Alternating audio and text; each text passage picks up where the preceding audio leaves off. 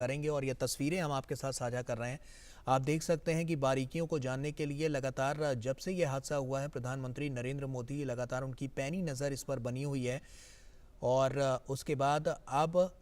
ये तस्वीरें हम आपके साथ साझा कर रहे हैं क्योंकि प्रधानमंत्री नरेंद्र मोदी खुद बालासोर में हैं और वहां पर जायजा ले रहे हैं। संवाददाता अरुण हमारे साथ फोन लाइन पर जुड़ चुके हैं। अरुण, प्रधानमंत्री लगातार जायजा लेते हुए नजर आ रहे हैं तस्वीरों के जरिए, क्या अपडेट है आपके पास? बिल्कुल। देखिए गौरव, प्राइम मिनिस्टर मोदी जब एक्सीडेंट साइट पर पहुंचे हैं तो सबसे पहली बात तो ये कि वहां पर जो नॉर्मल ऑपरेशंस थे, रेस्क्यू एंड रिलीफ ऑपरेशंस, वो जारी रहे हैं। और किसी भी इस बात का ध्यान रखा गया है कि कोई भी वीआईपी प्रोटोकॉल न लगाया जाए यहाँ पे। और प्राइम मिनिस्टर नरेंद्र मोदी वहाँ ग्राउंड जीरो जो एक्सीडेंट साइट है वहां पर उन्होंने सिचुएशन का जायजा लिया। वहां पर उन्होंने जो कई जो लोग थे जो कि रिलीफ एंड रेस्क्यू ऑपरेशन में शामिल जो ग्राउंड जीरो वर्कर्स थे उनके साथ भी इंटरेक्ट किया है, बातचीत की है। वहां पर उनको अकम्पनी किया था जो रेलवे मिनिस्टर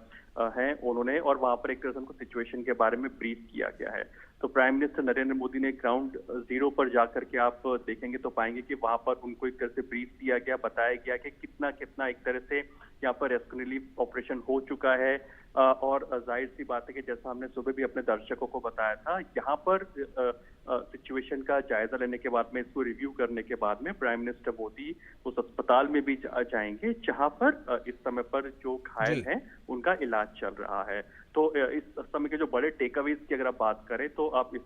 बड़े टेकअवेज में से आता है कि यहाँ पर जब प्राइम मिनिस्टर नरेंद्र मोदी पहुंचे एक्सीडेंट साइट पर, घटनास्थल पर, तो वहां पर जब नॉर्मल रेस्क्यू ऑपरेशन चलता रहा था,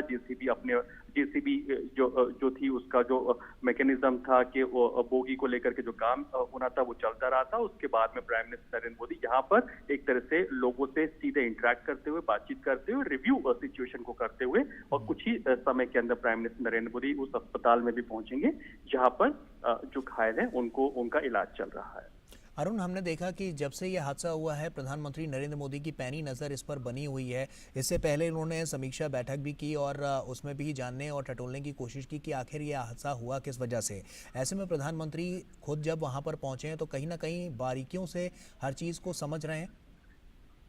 बिल्कुल, इसको समझ रहे हैं और एक इंटेंट भी दे रहे हैं कि कैसे बेहतर कोऑर्डिनेशन के साथ में तमाम जो एडमिनिस्ट्रेशन है वो एक तरह से काम करे।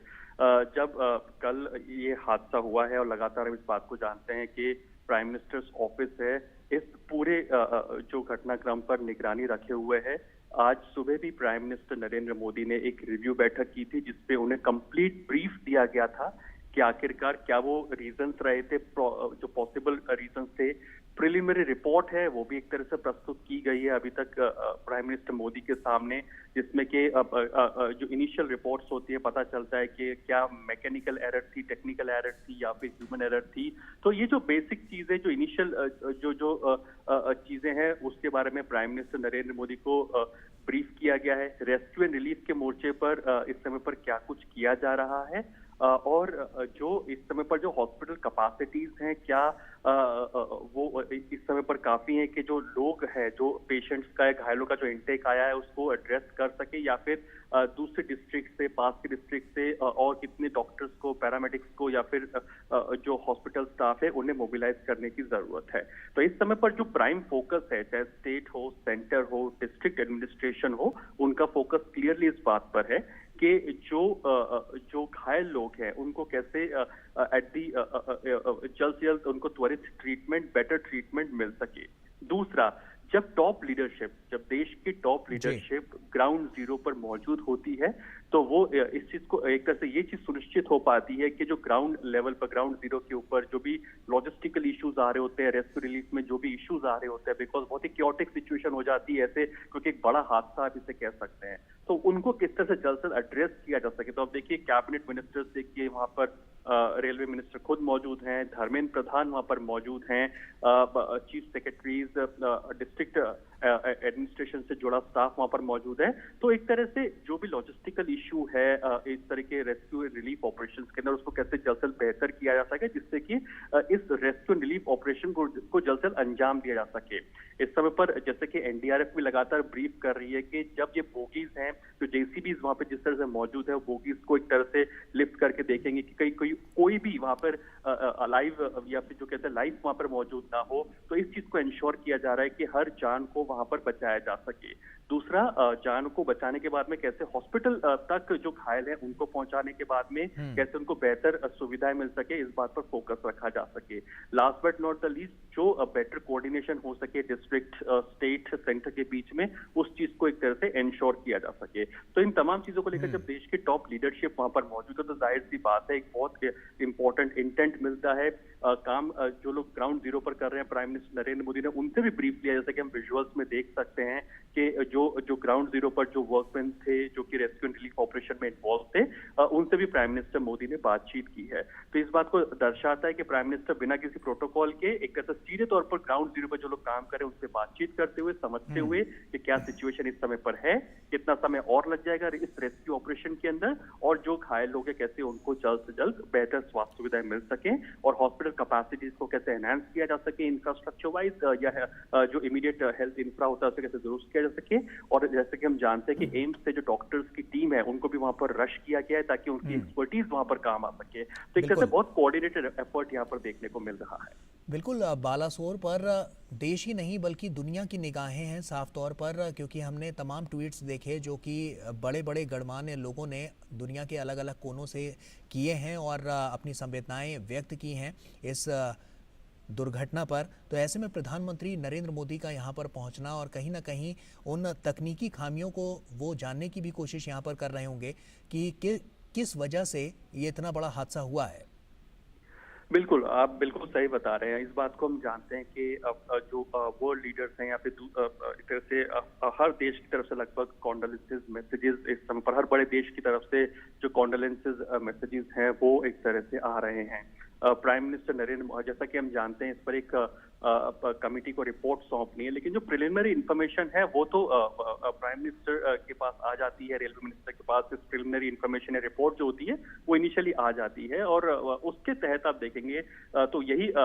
इम्पोर्टेंट है जानना कि आखिरकार ये मैकेनिकल या टेक्निकल एरर रही थी या फिर इसमें ह्यूमन एरर इन्वॉल्व था। और क्योंकि एक बहुत बड़ा कोलिजन आप इसे कह सकते हैं, बहुत ही ट्रैजिक इंसिडेंट था। क्या हुआ ऐसा जिसकी वजह से ये ट्रैजिक इंसिडेंट हुआ? और प्राइम मिनिस्टर नरेंद्र मोदी आप देखेंगे कि ग्राउंड जीरो पर जहां पर इस समय पर रेस्क्यू ऑपरेशंस चल रहे हैं, इवैक्यूएशन की प्रक्रिया चल रही है, वहां पर बकायदा मैप के माध्यम से समझने की कोशिश कर रहे हैं, उन्हें ब्रीफ दिया जा रहा है बकायदा कि आखिरकार इस समय पर क्या कुछ सिचुएशन है। और इस समय पर सबसे इंपॉर्टेंट ये हो जाता है कि जो सबसे बड़ी प्रायोरिटी है वो ये है कि कैसे जो लोग घायल हैं उनको इमीडिएटली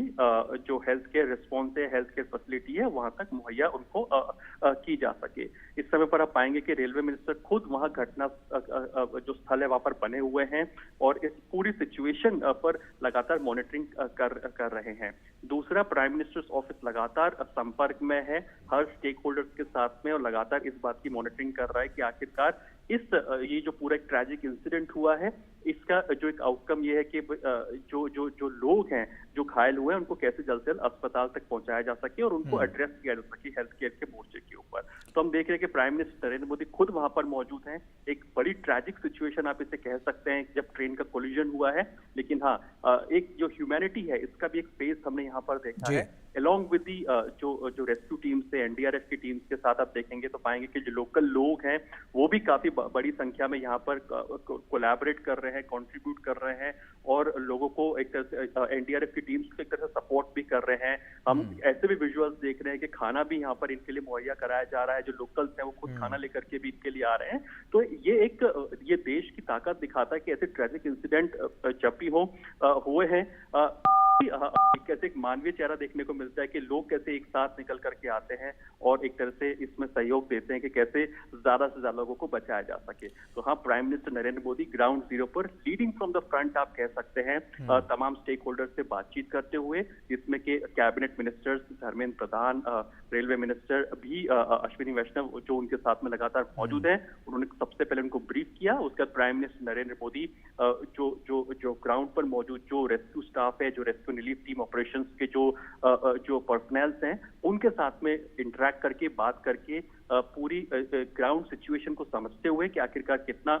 टाइम और लगेगा इस रेस्क्यू ऑपरेशन के अंदर, और जाहिर सी बात है एक एक बारीकी को समझते हुए। और अब यहाँ से प्राइम मिनिस्टर नरेंद्र मोदी हम जानते हैं इस बात को कि जो अस्पताल है जहाँ पर जो पेशेंट्स है या फिर जो घायल लोग हैं जिनको भर्ती कराया गया है वहाँ पर भी बहुत लाइकली है कि पहुंचेंगे। और हम इस बात को जानते हैं कि प्राइम मिनिस्टर नरेंद्र मोदी लगातार जब से ये ट्रैजिक इंसिडेंट हुआ है इस घटनाक्रम पर नजर बनाए हुए हैं। सुबह उन्होंने एक बहुत ही महत्वपूर्ण बैठक इस चीज को लेकर के की थी कि आखिरकार जिसमें top government officials end of course home minister भी मौजूद रहे थे। तो इसलिए इस समय पर prime minister Narendra Modi ground zero पर हैं इस घटना का पूरा एक तरह से जायजा लेते हुए। बिल्कुल। और यहाँ पर जिस तरह से प्रशासन ने भी अपनी जो पहल दिखाई है, बहुत ही क्विक रिस्पांस यहाँ से देखने को मिला है। लोगों को जल्दी से वहाँ से निकाला गया और उसके बाद उन्हें अस्पताल में भेजने के लिए हेलीकॉप्टर्स की भी मदद ली गई। और एक हम कह सकते हैं कि बहुत ही उच्च स्तर पर जाकर ये पूरा रेस्क्यू ऑपरेशन चलाया गया। और कहीं ना कहीं अगर हम बात करें, हालांकि जो आंकड़े आए हैं वो तो बहुत ही दुखद हैं, लेकिन फिर भी ज़्यादा से ज़्यादा लोगों को बचाया जा चुका है और उनको अस्पताल पहुंचाने की जो प्रक्रिया है वो लगातार चलती हुई नज़र आ रही है। ऐसे में अरुण, यहाँ पर जो स्थितियां हैं अभी, क्या और भी घायलों को वहां से निकाला जा रहा है? जो और लोग हैं उनको भी अभी रेस्क्यू उनके ऊपर किया जा रहा है और उनको अस्पताल पहुंचाने की जो प्रक्रिया है क्या अभी भी सुचारू रूप से चल रही है? देखिए, इसमें जो एनडीआरएफ की जो चीफ है उन्होंने साफ तौर पर कहा था कि जब तक हर एक जान को बचाया नहीं जाएगा, जब तक कंप्लीटली इस बात को इंश्योर ना किया जा सके कि कोई भी एक लाइफ वहां पर मौजूद नहीं है, जब तक वो रेस्क्यू ऑपरेशन को कंटिन्यू मानते हैं। ऑल्दो इस समय पर आप पाएंगे कि जितने लोग थे जो इसमें सवार थे, अगर स्टैटिस्टिकली अगर काउंट करके देखिए कि जितने लोग बोगी में सवार थे, कितने लोग को निकाला जा चुका है, तो मोर और लेस जो घायल थे वो लोग, उन लोगों को प्राइमरीली पहुंचा दिया गया है अस्पतालों के अंदर। दूसरी बात, एनडीआरएफ का जो वर्किंग मैकेनिज्म है वो साफ तौर पर ये कहता है, या फिर कोई भी रेस्क्यू एंड रिलीफ टीम का जो ऑपरेशन तब तक चलता है जब तक वो बोगी जो, क्योंकि हम जानते हैं कि इसमें देखिए बोगी एक दूसरे के ऊपर है और ऐसी सिचुएशन में इंटरसेक्टिंग पोजीशन में ये बोगीज हैं इस समय पर, जिसमें हो सकता है कि नीचे कोई लाइव डेड या हो सकता है अलाइव वहां पर मौजूद हो। इसकी इस संभावना को नजरअंदाज नहीं किया जा सकता। और इसी वजह से आप देखेंगे जेसीबीज वहां पर मौजूद है, वहां पर और जेसीबीज इन बोगीज को एक तरह से मूव करके आगे भी देख रही है। तो जेसीबी लगातार वहां पर मौजूद है। तो यही वजह है कि इस रिलीफ, ये एक तरह से ऑनगोइंग प्रोसेस है रेस्क्यू एंड रिलीफ ऑपरेशन के पार्ट का। दूसरा, जो हमारे देश की जो एनडीआरएफ टीम है या फिर जो रेस्क्यू रिलीफ ऑपरेशन में जो टीम इस समय पर है मौजूद है, वो बहुत एक्सपर्टीज रखती है। टर्की जैसे जहां अर्थक्वेक आया था वहां पर भी यही एनडीआरएफ की टीम वहां जाती है और वहां पर रेस्क्यू रिलीफ बहुत बेहतरी के साथ करके आती है। तो ये टीम्स एक तरह से होती है, ये एक्सपर्टीज रखती है इस चीज को लेकर के कि इन तरह के सिचुएशंस में कैसे डील किया जा सके और कैसे हर एक लाइफ को बचा करके इमीडिएट बेसिस पे उनको क्विक रिस्पॉन्स के तहत अस्पताल तक लेकर के जाया जा सके। इसमें इंपॉर्टेंट पार्ट ये भी कि तमाम जो स्टेक होल्डर्स हैं, स्टेट के रेस्क्यू रिलीफ टीम्स, सेंटर की तरफ से जो रेस्क्यू रिलीफ टीम्स हैं, ये वहां पर एक बहुत ही बेहतर कोऑर्डिनेशन के साथ में काम कर रही हैं। इससे पहले भी प्राइम मिनिस्टर मोदी ने कई सारे प्लेटफॉर्म्स पर इन टीम्स को जब भी एड्रेस किया है तो साफ तौर पर कहा है कि आप कैसे टेक्नोलॉजिकल एक्सपर्टीज के साथ में काम कर सकें, कैसे एक मानवता के साथ में एक मानवीय चेहरा रख करके अपना काम कर सके, last but not the least कैसे आप क्विक रिस्पॉन्स के साथ में काम कर सके। इन बातों को प्राइम मिनिस्टर मोदी ने पहले भी इन टीम्स को कई सारे नेशनल प्लेटफॉर्म्स पर इस बात को कहा हुआ है। उसी के तहत आप देखेंगे कि जो हमारी जो लोकल जो रेस्क्यू एंड रिलीफ ऑपरेशंस की जो टीम्स हैं, एनडीआरएफ की बात कर लीजिए या अन्य जो स्टेट की जो रेस्क्यू टीम्स हैं, वो लगातार इसी मिशन के साथ में काम कर रही हैं कि जो हर एक जान को कैसे बचाया जा सके। और उसका एक ही तरीका होता है, हॉस्पिटल में टर्मिनोलॉजी यूज होती है जिसे कहते हैं गोल्डन आवर में ट्रीटमेंट प्रोवाइड कराना। ऑल्दो इस हादसे को अब काफी समय हो चुका है, जो लोग इन रेलवे की बोगीज में से निकल रहे थे वो ना के बराबर या वैसे कोई लग नहीं रहा है कि और भी यहाँ पर पॉसिबिलिटी होगी लोगों की, लेकिन फिर भी एनडीआरएफ या फिर जो रेस्क्यू रिलीफ ऑपरेशन की जो टीम होती है, तैनात होती है, वो किसी भी पॉसिबिलिटी को नजरअंदाज नहीं करते हैं और उसको एक तरह से लास्ट मोमेंट तक इस ऑनगोइंग प्रोसेस को अंजाम देते हैं। तो इसी के तरह हम देख रहे हैं जब प्राइम मिनिस्टर नरेंद्र मोदी जब देश के टॉप लीडरशिप ग्राउंड जीरो पर मौजूद है, तो इस बात का मतलब ये है कि उनका इंटेंट बिल्कुल क्लियर है कि यहाँ पर क्विक रिस्पॉन्स हो, तमाम जो स्टेक होल्डर्स हैं बेहतरी के साथ में यहाँ पर एक कोऑर्डिनेशन के साथ में काम करें and last but not the least इस बात पर फोकस किया जा सके कि कैसे अब उनको हॉस्पिटल के अंदर बेटर ट्रीटमेंट मिल सके, हॉस्पिटल कैपेसिटीज को, अगर अन्य कैपेसिटीज को मोबिलाइज करने की जरूरत है तो वो उन तक वहां पर कैसे पहुंचाया जा सके। तो इस बात को आप देख सकते हैं कि prime minister Narendra Modi ground zero पर leading from the front along with the cabinet ministers वहां पर मौजूद हैं और सिचुएशन का इस समय पर जायजा ले रहे हैं। जांच कमेटी की अगर हम बात कर रहे हैं अरुण, तो उसकी किस तरह से रूपरेखा रखी गई है, किस तरह से वो जांच को आगे बढ़ाएगी और किन किन पैमानों पर ये जांच होती हुई नजर आएगी? देखिए, प्रिलिमिनरी रिपोर्ट तो एक तरह से आ जाती है, जो कि इनिशियली, क्योंकि इस ट्रेजिक इंसिडेंट की हम बात करें तो 12 घंटे से भी के आसपास का समय एक तरह से हो चुका है। तो एक तरह से प्रिलिमिनरी रिपोर्ट जो होती है वो तो एक तरह से आ जाती है, लेकिन इस जांच जो रिपोर्ट होगी तो उसमें जाहिर सी बात है जो तमाम स्टेक होल्डर्स होंगे उनसे इनपुट लेकर के इस रिपोर्ट को प्रिपेयर किया जाता है। और इम्पोर्टेंट बात यहाँ पर निकल करके आती है कि इसमें ये देखा जाता है कि क्या टेक्निकल एरर रही थी, क्या मैकेनिकल एरर थी या फिर ह्यूमन एरर थी। हमने देखा था कि पिछले 8-9 साल के अंदर गौरव इस रेलवे मंत्रालय में हमने खास तौर पर देखा है कि बहुत बेहतर सिस्टम को डिजाइन किया था। हमने देखा था कि ट्रैजिक इंसिडेंट्स की जो घटना थी बिल्कुल जीरो तक पहुंच गई थी, यानी कि ट्रैजिक इंसिडेंट के जो कोलिजन हुआ करता था ये बिल्कुल जीरो तक पहुंच गया था, कि ये इंसिडेंट्स नहीं निकल करके आ रहे थे। क्योंकि इसमें एक तरह से हमने देखा कि रेलवे मंत्रालय काफी बेहतरी के साथ में उसने काम किया है कि इस तरह के जो अनटूवर्ड इंसिडेंट होते हैं उनको कैसे लगाम लगाई जा सके। इस दिशा के अंदर कई बेहतर इंफ्रास्ट्रक्चर को खड़ा किया है पिछले 7-8-9 साल के अंदर। और उसके बाद में देखा कि आज का जो इंसिडेंट है वो बहुत ही अनटूवर्ड है, बहुत ही ट्रैजिक जिसे कहा जा सकता है। तो ये क्यों हुआ? क्या मैकेनिकल या टेक्निकल एरर रही थी या ह्यूमन एरर इसमें रही थी, या किस लिहाज से ट्रैजिक इंसिडेंट एक तरह से रिजल्ट हुआ है? तो इस वजह से ये जो फाइनल रिपोर्ट होगी ये मंत्रालय को सौंपी जाएगी और वो फाइनल रिपोर्ट आगे प्राइम मिनिस्टर्स ऑफिस को भी सौंपी जाएगी। लेकिन इंपॉर्टेंटली अभी जो फोकस है वो हर किसी का इसी बात के ऊपर है कि after the preliminary report focus इस बात पर है कि कैसे जो ज्यादा से ज्यादा जान है उनको बचाया जा सके। और एक तरह से एक्सीडेंट साइट के बाद में, क्योंकि अब माना जा रहा है कि यहाँ पर ऑलमोस्ट रेस्क्यू रिलीफ ऑपरेशन अपने एक तरह से अंतिम पड़ाव में आप कह सकते हैं, जहाँ पर मोर और लेस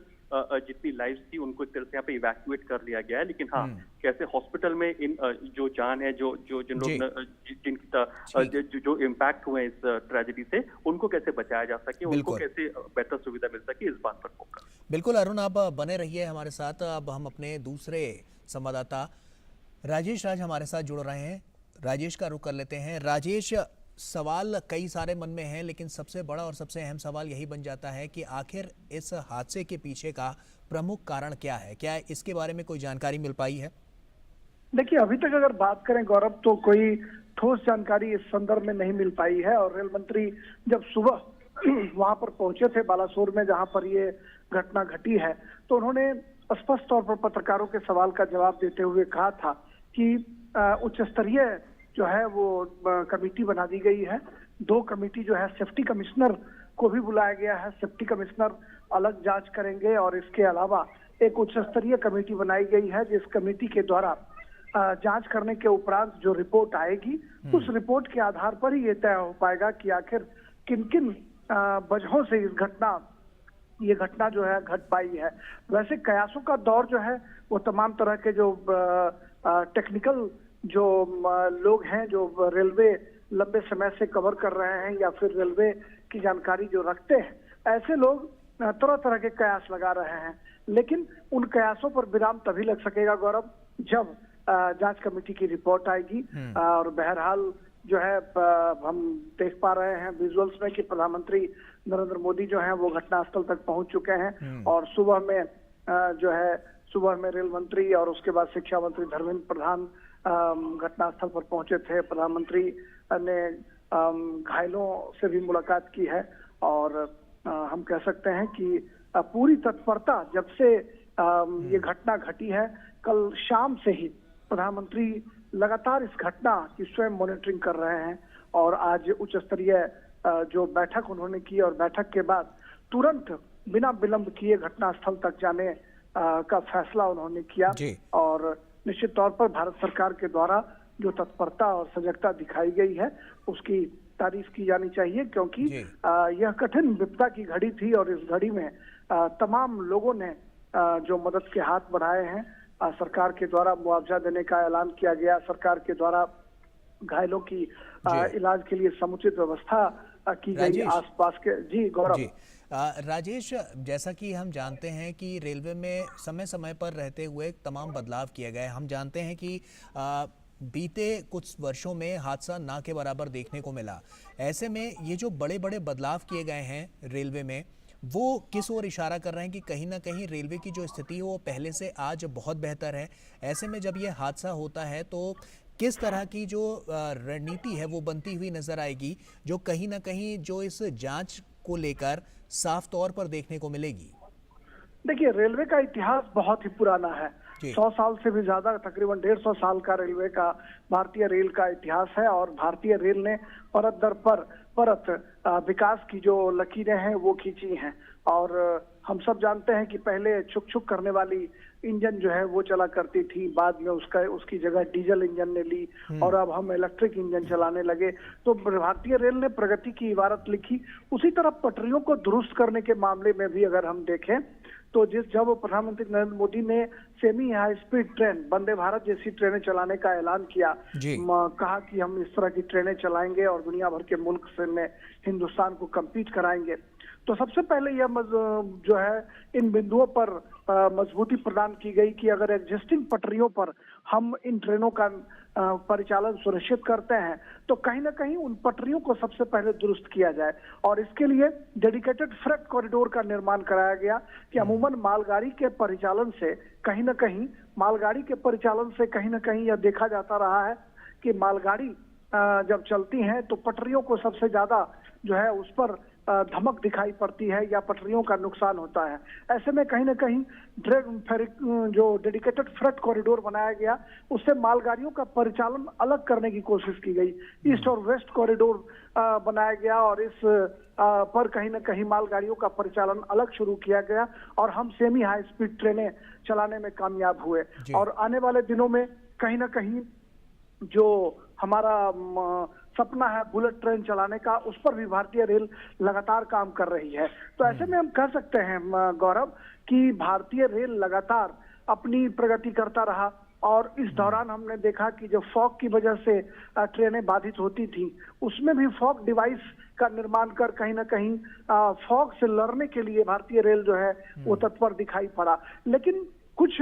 तकनीकी कमियों की वजह से इस तरह की जो घटनाएं घटी हैं उसका जांच होने के बाद ये पता चल पाएगा कि किन वजहों से ऐसा हो पाया है। लेकिन इसमें कोई संदेह नहीं है कि भारतीय रेल ने एक से बढ़कर एक नए इनोवेशन करके अपने आप को दुनिया भर के मुल्क से compete करने की कोशिश की। और आज वंदे भारत ट्रेन जो है 18 ट्रेनों का लोकार्पण हो चुका है और ये उम्मीद की जा रही है कि जब 75 ट्रेनों का परिचालन सुनिश्चित करने की बात की जा रही थी, मुसाफिरों को लग्जरियस सुविधा जो है वर्ल्ड क्लास सुविधा देने की बात की जा रही थी और world class railway station Hindustan में बनाए जाने की जो संकल्पना थी उसको भी सरजमी पर लगातार उतारने की कोशिश की जा रही है कि मुसाफिरों को हम हवाई जहाज के तर्ज पर उनको सुविधाएं दें। और आप वंदे भारत ट्रेन में जब सफर करेंगे तो निश्चित तौर पर यह एहसास, सुखद एहसास मुसाफिरों को होगा। लेकिन भारतीय रेल की तमाम कोशिशों के बावजूद कई तरह की समस्याएं जो है सामने आती रही हैं। उन समस्याओं से निपटने के लिए भारतीय रेल की जो कोशिश है वो लगातार जारी है और इलेक्ट्रिफिकेशन की दिशा में भारतीय रेल ने काफी प्रगति की है। डेडिकेटेड फ्रेट कॉरिडोर बनाकर मालगाड़ियों को अलग करने की कोशिश की गई है, लग्जरियस ट्रेन देने की कोशिश की गई है और कहीं ना कहीं अत्याधुनिक सुविधाएं जो है रेलवे स्टेशन और प्लेटफॉर्म पर देने के भी प्रयास किए गए हैं। ठीक है, और ये अब सीधी तस्वीरें हम आपको दिखा रहे हैं। अरुण हमारे सहयोगी हमारे साथ लगातार जुड़े हुए हैं। अरुण, हम अब सीधी तस्वीरें देख पा रहे हैं प्रधानमंत्री नरेंद्र मोदी की और साफ तौर पर कहीं ना कहीं हम जानते हैं कि संकट जब भी आता है तो प्रधानमंत्री नरेंद्र मोदी उस पर खड़े होते हैं और ऐसे में बालासोर की तस्वीरें भी कुछ यही बयां कर रही हैं। अरुण,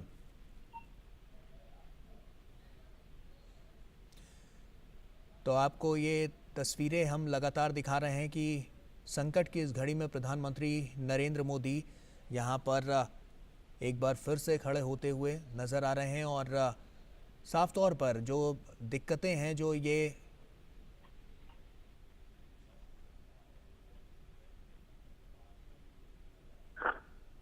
तो ये तस्वीरें आप देख सकते हैं, प्रधानमंत्री नरेंद्र मोदी घटनास्थल पर जब यहाँ पर पहुंचे तो उन्होंने जायजा लिया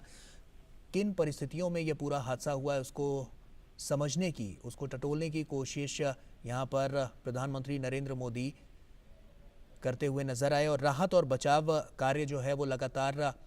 तेजी के साथ यहाँ पर चलता हुआ नजर आ रहा है। और आप ये तस्वीरें देख सकते हैं, प्रधानमंत्री नरेंद्र मोदी जब यहाँ पर पहुंचे तो सबसे पहले उन्होंने जायजा लिया, बारीकियों को समझने की कोशिश की कि इतना बड़ा आखिर रेल हादसा हुआ कैसे। तो प्रधानमंत्री की ये तस्वीरें आप देख सकते हैं जब वो यहाँ पर पहुंचे बालासोर में, तो यहाँ पर किस तरह से जो रेस्क्यू ऑपरेशन चल रहा था वो कितनी तेज गति से चल रहा था और कैसे यहाँ पर जो बारीकियां हैं उसको समझने की कोशिश प्रधानमंत्री नरेंद्र मोदी यहाँ पर करते हुए नजर आ रहे थे। राजेश हमारे सहयोगी हमारे साथ लगातार जुड़े हुए हैं। राजेश, साफ तौर पर हमने देखा कि प्रधानमंत्री नरेंद्र मोदी यहाँ पर पहुंचे, उन्होंने जायजा भी लिया, बारीकियों को भी समझने की लगातार कोशिश की और हमेशा से हमने देखा है कि संकट की घड़ी चाहे जब भी खड़ी होती है प्रधानमंत्री सबसे पहले वहां पर आकर खड़े होते हैं और कहीं ना कहीं जो राहत और सहूलियत देने का काम प्रधानमंत्री नरेंद्र मोदी हमेशा से करते हुए नजर आए हैं। देखिए, निश्चित तौर पर आपने देखा होगा कि जब कोरोना काल में पूरा जो हिंदुस्तान था, पूरा मुल्क जब जूझ रहा था कोरोना से, और सिर्फ हिंदुस्तान ही नहीं दुनिया भर के मुल्कों में हाहाकार मचा हुआ था, उस वक्त भी प्रधानमंत्री नरेंद्र मोदी लगातार राज्यों के मुख्यमंत्रियों के साथ बैठक कर रहे थे, वीडियो कॉन्फ्रेंसिंग के जरिए बातचीत करके राज्यों को सहयोग देना, फेडरल स्ट्रक्चर को मजबूत करना। और प्रधानमंत्री नरेंद्र मोदी ने जिस मुसीबत की घड़ी में देश के साथ अपने को एसोसिएट कर बहुत कम समय में वैज्ञानिकों के द्वारा कोरोना की वैक्सीन लाई, कोरोना से जान बचाई, ऑक्सीजन जो था, ऑक्सीजन की कमी लगातार जो था वो दिखाई पड़ रहा था, उससे उन्होंने लोगों को निजात दिलाने की कोशिश की। तो निश्चित तौर पर प्रधानमंत्री का इस मामले में कोई सानी नहीं है कि वो मुसीबत की घड़ी में आम जनता के साथ अपने को संबद्ध करते हैं। और उसी की दूसरी कड़ी जो है यहाँ पर दिखाई पड़ रही है, जब बालासोर में भयानक रेल हादसा हुआ है जिसमें सैकड़ों लोगों की जानें गई हैं और उसमें अपने को एसोसिएट करते हुए वो त्वरित कार्रवाई करते हुए वो बालासोर पहुंचे हैं। हम विजुअल्स में देख पा रहे हैं कि रेल मंत्री अश्विनी वैष्णव और शिक्षा मंत्री धर्मेंद्र प्रधान उनके साथ जो है वो मौजूद हैं और उन्होंने सबसे पहले ट्रैक पर जा करके वहां देखने समझने की कोशिश की कि आखिर किन परिस्थितियों में ये घटनाएं घटी हैं। बहुत ही हृदय विदारक दृश्य जो है वहां पर दिखाई पड़ रहा है कि जो बौगियां हैं वो छत विछत पड़ी हुई हैं, एक पर एक बौगियां चढ़ी हुई हैं और मुझे लगता है कि प्रधानमंत्री अपनी नजरों से उसे स्वयं देखकर उसका मूल्यांकन करना चाह रहे होंगे कि आखिर किन वजहों से ऐसी घटनाएं घटी हैं और फिर अस्पताल जाकर जो घायल लोग हैं, घायल मुसाफिर हैं, उनसे उन्होंने मुलाकात की है, उनके जख्म पर मरहम लगाने की कोशिश की है। तो प्रधानमंत्री वाकई संकट की घड़ी में, जब भी देश में संकट की कोई घड़ी होती है, बिना देर लगाए वो उच्च स्तरीय बैठक करते हैं, घटना पर नजर रखते हैं और तमाम केंद्रीय एजेंसियों को लगाकर केंद्रीय एजेंसियों के द्वारा कहीं ना कहीं यह जानने समझने की कोशिश करते हैं। जब से यह हादसा हुआ है प्रधानमंत्री नरेंद्र मोदी की पैनी नजर इस पर बनी हुई है। हम जैसा कि जान रहे हैं कि कल जब ये शाम को हादसा हुआ उसके बाद से लगातार प्रधानमंत्री नरेंद्र मोदी इस पर नजर रखे हुए हैं और उसके अलावा रेस्क्यू ऑपरेशन तेज गति से चलाया गया और डॉक्टर्स की भी जो उपलब्धता है उसको और ज़्यादा बढ़ाया गया, क्योंकि साफ तौर पर इतने ज़्यादा पेशेंट एक साथ वहाँ पर जो घायल थे और जो मृत पाए गए दुर्भाग्यपूर्ण वश, तो कहीं ना कहीं प्रधानमंत्री नरेंद्र मोदी अग्रसर होकर हमेशा से ये करते रहे और जो डॉक्टर्स की भी वहाँ पर जो स्थितियाँ थीं उस पर भी हम कह सकते हैं कि इसको और ज़्यादा आगे ले जाकर प्रधानमंत्री नरेंद्र मोदी ने वहाँ पर उसकी स्पष्टता दिखाई है और कहीं ना कहीं यही सब कुछ है जो कहीं ना कहीं इस आपदा के संकट में लोगों को वहाँ से निकालने के लिए प्रधानमंत्री नरेंद्र मोदी का एक महत्वपूर्ण कदम कह सकते हैं। देखिए, बिल्कुल सही कहा आपने गौरव कि कल जब घटना घटी, प्रधानमंत्री नरेंद्र मोदी ने सबसे पहले जो है तमाम जो उच्चाधिकारी थे उनके साथ उन्होंने बातचीत करी और हावड़ा से और खड़गपुर से जो सबसे नियरेस्ट अस्पतालें थी उन अस्पतालों से डॉक्टरों का दल, नर्सेस, एम्बुलेंस, इन तमाम लोगों को वहां से लगाया गया। खड़गपुर और हावड़ा से लोग जो हैं वो अस्पतालों तक पहुंचे और जो सिद्धस्थ माने जाने वाले डॉक्टर थे, जो एक्सपर्ट डॉक्टर थे, उनकी दल को हावड़ा और खड़गपुर से रवाना किया गया। इसके अलावा भारतीय रेल ने ट्रेन की भी व्यवस्था की जो यात्री फंसे हुए थे उनको वहां से निकालकर हावड़ा और खड़गपुर पहुंचाया गया। उनके लिए सुबह में चाय, पानी, बिस्किट, तमाम तरह की जो सुविधाएं थी, फूड पैकेट्स, उसका भी केयर किया गया। और इलाज के लिए कटक के अस्पतालों में और तमाम जो बड़े अस्पताल थे उसको अलर्ट किया गया कि जो भी घायल, गंभीर रूप से घायल लोग हैं उनको भुवनेश्वर एम्स ले जाने के लिए भी मनसुख मांडविया जो देश के स्वास्थ्य मंत्री हैं उन्होंने भी लोगों को अलर्ट किया। उन्होंने एम्स के डायरेक्टर से बात की और बात करने के बाद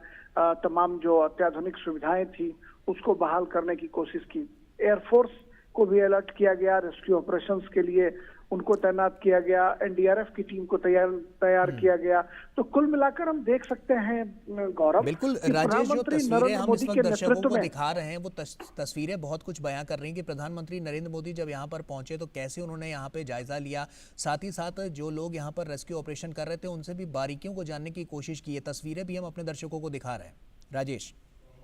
जी बिल्कुल, जो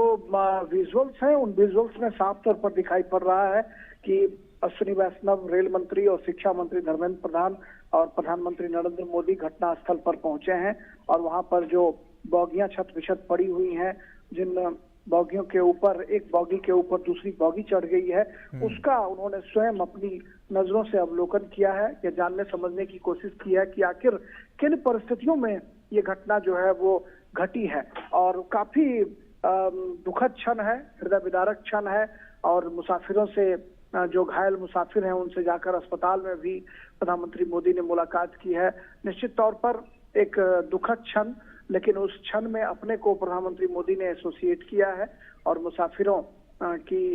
जो तकलीफ है उन तकलीफों से अपने को संबद्ध करते हुए उनका हालचाल जाना, उनसे उनकी तकलीफों को समझने की कोशिश की है। और कहीं ना कहीं कल शाम से ही लगातार जिस तरीके से उन्होंने घटना का मॉनिटर किया, उस पर पैनी नजर रखी, उसकी तारीफ की जानी चाहिए। और शायद यही वजह है कि उनके नजर रखने की वजह से कहीं ना कहीं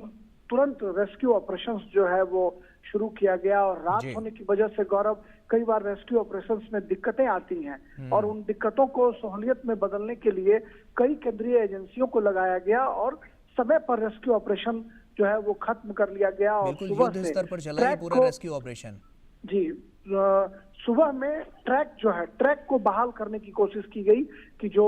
गाड़ियों की वजह से आवाजाही जो बंद है उसको शुरू किया जाए। काम थोड़ा कठिन जरूर है क्योंकि 3 ट्रेनों का टक्कर हुआ है और तीनों ट्रेन की बोगियां एक दूसरे पर चढ़ी हुई हैं, एक दूसरे से भिड़ी हुई हैं। उसको जगह पर लाना और यात्रा को सुगम बनाना काम कठिन जरूर है, लेकिन मुझे लगता है कि भारतीय रेल और तमाम केंद्रीय एजेंसियों के सफल प्रयास से